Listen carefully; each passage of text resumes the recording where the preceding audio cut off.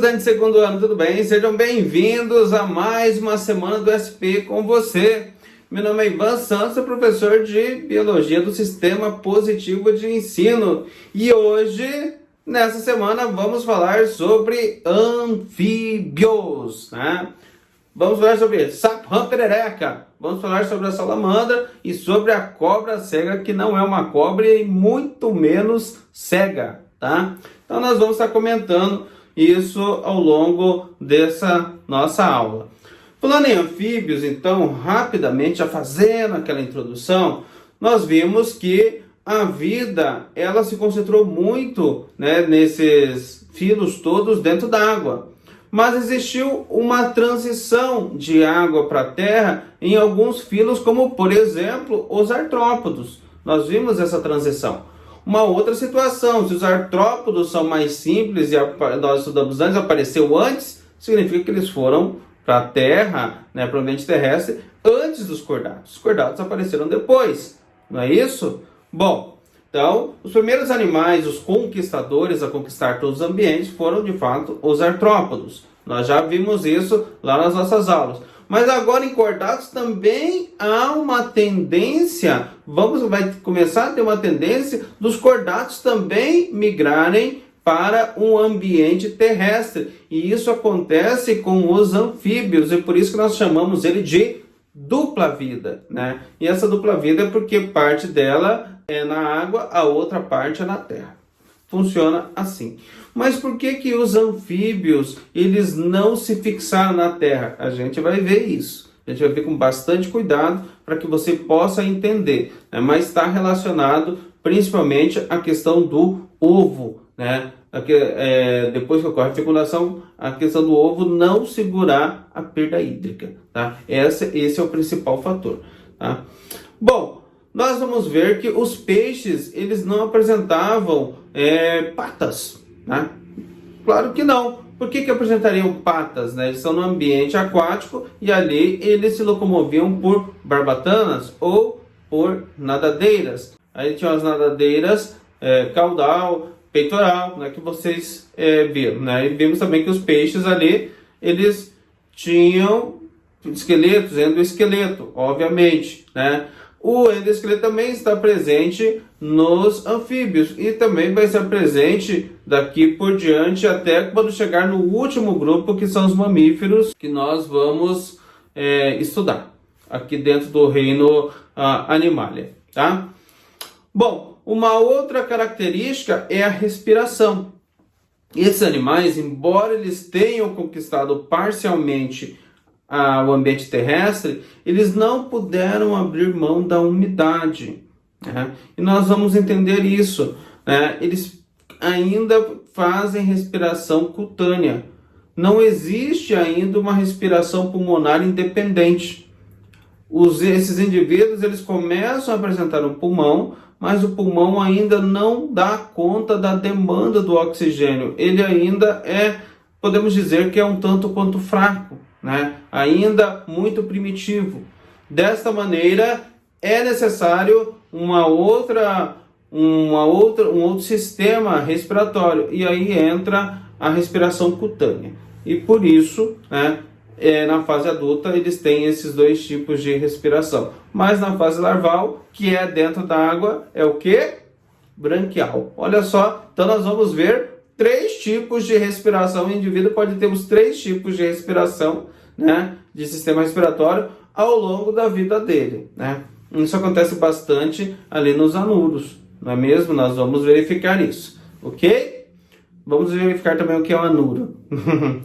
Então, gente, vamos trabalhar hoje anfíbios e espero que vocês gostem, né? Tem bastante características ali, algumas características são novas, né? Como, por exemplo, o sistema circulatório com o coração, né? Nós vamos abordar isso com bastante calma, tá? E eu já peço que você dê um pause aí e abra lá em anfíbios na página 42. É a partir de lá que nós vamos estudar hoje, tá bom? Então dê um pause aí e vamos para os nossos slides, porque é lá que tem as imagens. Anfíbios, já! Vamos começar então o nosso estudo com essa árvore filogenética que nós já apresentamos lá na nossa aula de cordatos.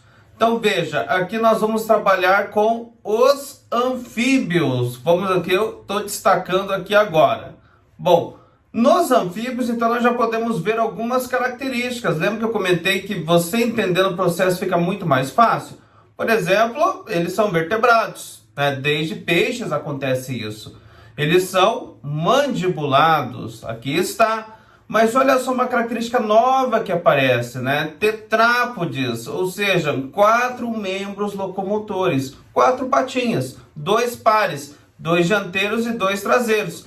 Então olha só como é que vai aparecendo as características ao longo da evolução. Então, dos anfíbios, novamente, né? Nós olharmos aqui, eles são dupla vida. Vamos entender então o que é isso, tá?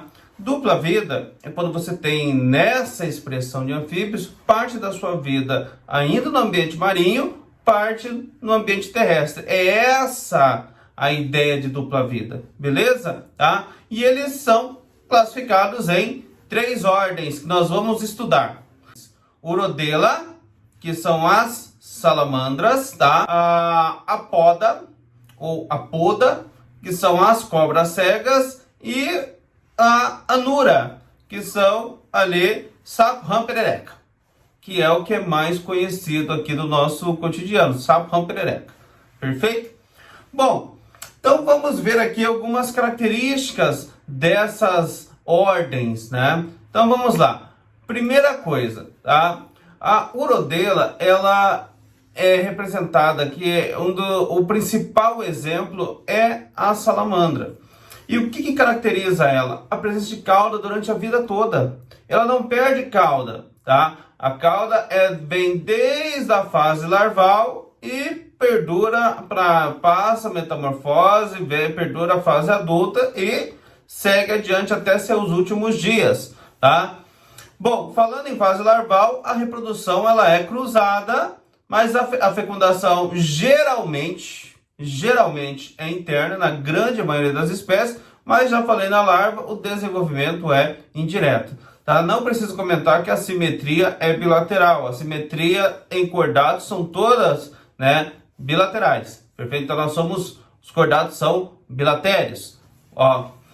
Bom, aqui no Brasil, aparece esse desenho aqui bonitinho. É uma das poucas espécies, se não a única espécie que se encontra aqui no Brasil de salamandra, muito lá na região norte, na região da Amazônia. Perfeito? Cobras cegas, gente. Cobras cegas, o nome ele é contraditório, porque não é nem uma cobra e ela também não é cega. Nós vamos ver isso, tá? A ordem Apoda, ela aparece aqui como uma importante observação. Não tem membros de locomotivos. Então nós comentamos que os anfíbios são tetrápodes, né? 4 patas, 2 pares, 2 dianteiros e 2 traseiros, mas a nossa querida cobra cega não tem, né? Ela vive em um ambiente terrestre, mas extremamente úmido, né? Então nós vamos ver que os anfíbios precisam, embora parte da sua vida acontece na Terra, precisa estar extremamente umedecido. Mas a nossa querida cobra cega, ela não tem essa vida marinha, essa vida aquática, mas ela tem que estar em solo extremamente úmido. Bom, não tem membros de locomoção, não é uma cobra, é um anfíbio, né? E também não é cega. Ela tem células que permitem identificar a luminosidade, né? A questão ali da presença de luz e ausência de luz. Bom, mas isso pela evolução é explicado? Sem dúvida, né?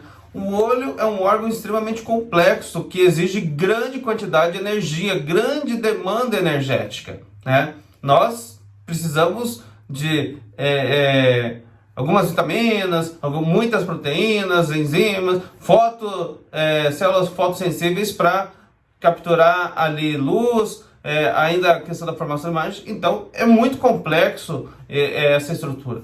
Bom, se este animal aqui vive embaixo da terra, né, e um ambiente ali totalmente escuro, ainda com atrito, ele iria desenvolver o olho? Tá? Obviamente que não, né? Lembra que eu sempre comento, na natureza, a vida, a célula, os seres vivos estão comprometidos com a economia de energia, né? Se o organismo não utiliza porque vive num ambiente subterrâneo ou num ambiente dentro do solo, né? Não tem por que você ter um olho ali, né? Não faz sentido evolutivamente. Então, essa estrutura não se desenvolveu, tá bom?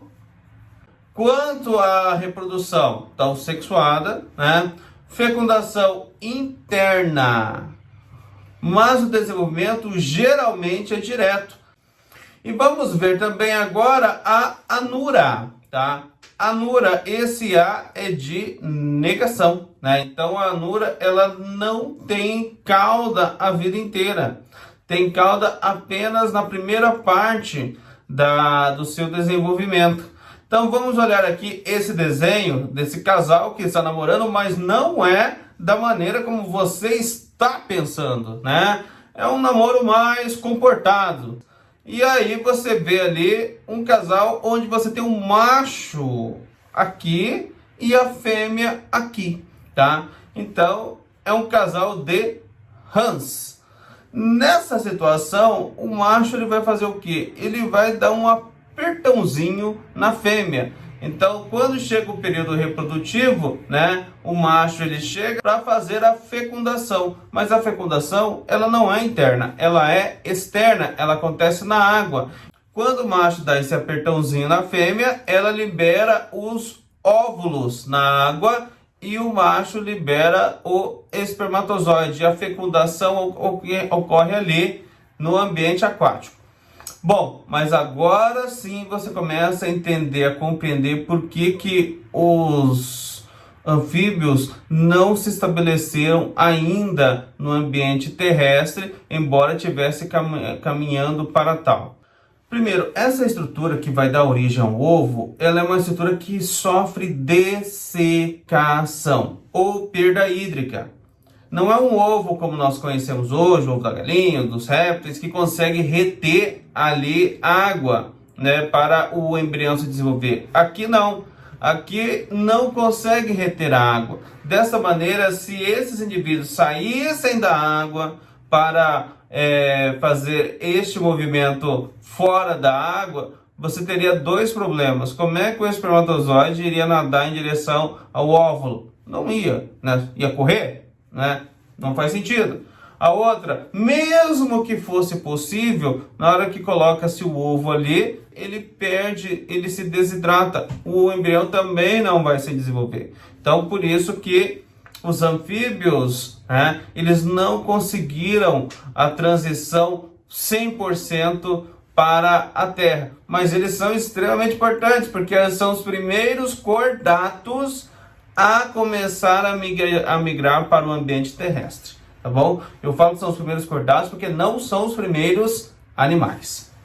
Depois que ocorre a fecundação, eclode depois o ovo e aí aparece a nossa querida larva, que nós chamamos de girino, né? E este indivíduo vai sofrer ao longo dos seus dias a metamorfose. E sofrendo a metamorfose, ele começa a transformar-se no indivíduo adulto. E aí sim, migra para a Terra. Nós chamamos de anuro porque a partir do momento que ele começa a fazer a metamorfose, ele começa a perder a cauda. Conforme nós vemos aqui no desenho teu, esse desenho muito legal que está no teu material, na fase 5 e na fase 6. Olha aqui, ó, no término da metamorfose, estão prontos para a sobrevivência no ambiente terrestre úmido, mas sem a cauda. Bom, por que úmido? Por causa da respiração. A respiração, ela muda também. Quando é fase larval, a respiração é branquial, como vimos lá na salamandra. Vou voltar aqui o slide aqui, ó. Voltando no slide, estão vendo aqui que aparece essa estrutura aqui em destaque, mais rosada, mais verde. Isso aqui são as brânquias, né? Na fase larval, né, você tem brânquias. A fase aquática, você tem que ter a respiração por brânquias. Bom, acontece que o nosso indivíduo aqui, a rã e o sapo, né, e a perereca, eles começam a migrar para a terra, né? Migrando para a terra, você tem um problema. Você não tem mais a água para ser tirado o oxigênio. Então muda a respiração. A respiração ela é de duas maneiras: pulmonar e cutânea, só que são duas maneiras ao mesmo tempo. Por quê? Porque o pulmãozinho desses animais, eles não estão desenvolvidos. Eles não dão conta da demanda de oxigênio, né, de troca gasosa. Então eles não se desenvolveram ainda. Esses animais ainda estão numa fase de transição. Mais para frente você vai ter uma estrutura mais envolvida. Dessa maneira, precisa da respiração cutânea para auxiliar ali a questão da troca gasosa. Joia? Então, mais uma situação que nós vamos abordar daqui a pouquinho, a fisiologia completa. Então, olha só esse slide. Nós temos esta figura que você já viu lá nos peixes, onde o professor Augusto abordou o sistema circulatório. Então, aqui aparece um coração. Esse coração tinha um átrio e um ventrículo. A circulação passava uma vez só pelo coração, mas nós vemos aqui, neste desenho, fica bem claro que o sangue arterial rico em oxigênio e o sangue venoso rico em gás carbônico não se misturam. Não é mesmo? Eles não se misturam aqui. Então, nós dizemos que lá nos peixes, né, a circulação ela é simples e completa. É simples porque só passa uma vez pelo coração e é completa porque não há mistura entre os dois tipos de sangue. E lembramos que o coração ele só tem um átrio e um ventrículo, né? Agora vamos ver como é que é o sistema circulatório dos anfíbios. Então olha só que bonita essa imagem. Então começamos pelo coração. Nós temos agora dois átrios e um ventrículo, mas o ventrículo há um compartilhamento de espaço entre os dois tipos de sangue, né? Nós temos aqui o sangue azul, né? O sangue azul aqui representado, né? Mas é o sangue rico em gás carbônico, e temos aqui o sangue rico em oxigênio. Eles compartilham o mesmo espaço. Se eles compartilham o mesmo espaço, então eu já posso definir o quê? Que há uma mistura entre os dois tipos de sangue. Já posso definir como uma circulação incompleta, tá bom? Então é incompleta. Agora o sangue, ele passa duas vezes pelo coração, né? Ele passa duas vezes pelo coração. Ele vai até os pulmões, ocorre a troca gasosa e volta trazendo o sangue arterial, rico em oxigênio. Se existem duas passagens de sangue pelo coração, eu chamo essa circulação de dupla. Então, diferente dos peixes, aqui começamos a ter uma circulação que dupla, não simples, mas incompleta, porque os sangues se misturam, tá bom? E essa informação é importante você entender, porque é o que cai muito nos vestibulares do Enem, a comparação entre a fisiologia dos animais e a fisiologia dos cordatos aqui dos vertebrados. Perfeito? Vamos lá então? Bom, falando em fisiologia, temos aqui o que é a nossa tabela. E a nossa tabela vai trazer informações importantes e pertinentes para você. Então, primeiro, olha ali. Coloquei aqui dos peixes que vocês viram lá na semana 9. E esta semana comigo estão vendo anfíbios. Então, a locomoção é por 4 patas. 2 pares de patas. Então, são tetrápodes, tá? Sistema nervoso central e dorsal. Assim como os peixes, central e dorsal. E assim como os outros cordados. Mas o que vai mudando é uma estrutura ou outra, uma disposição ou outra de nervos. Então, aqui nos anfíbios, nós encontramos 20 pares de nervos, sendo 10 lá nos crânios, né? Origem no crânio, e 10 ao longo ali da coluna espinal, tá? Sistema respiratório. Olha só, nos peixes era só branquial, vivia só dentro da água. Aqui muda. A primeira fase, a fase larval, é dentro da água, logicamente, respiração branquial. Depois que começa a migrar para a terra, você muda a respiração para cutânea e pulmonar. Lembrando que a pulmonar não consegue suprir a demanda, né, do oxigênio, precisa da cutânea. A cutânea é a principal ali, tá?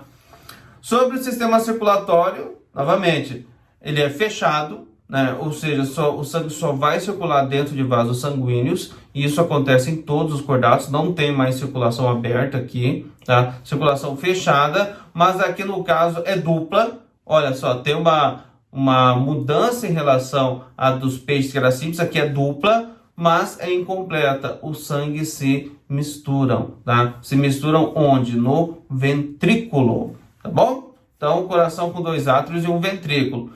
E o sistema digestório é completo, com boca e cloaca, tá bom? Nós já vimos o que é cloaca, então boca e cloaca. E o sistema excretor, né, excreta, elimina ali ureia, né, a excreta nitrogenada, ureia, e isso se dá por rins mesonéfricos, ok? Beleza? Deu para entender? Tá? Então, esses foram os anfíbios. E aqui estão alguns exercícios para vocês darem ali uma analisada, né? Tirarem algumas dúvidas. Pessoal, espero que vocês tenham gostado, né? Vocês viram que começou a ficar muita informação. Nós vamos ver répteis, né? Aliás, aqui nos anfíbios existe sempre aquela dúvida. E tartaruga é um anfíbio? Não, nós não falamos de tartaruga aqui porque ele é um réptil que nós vamos estudar na nossa próxima semana, tá bom? Fiquem bem, cuidado aí com o coronavírus, tá vendo que tá ficando cada vez mais complicado, hein? Então exige de nós o quê? Redobrar cada vez mais os cuidados.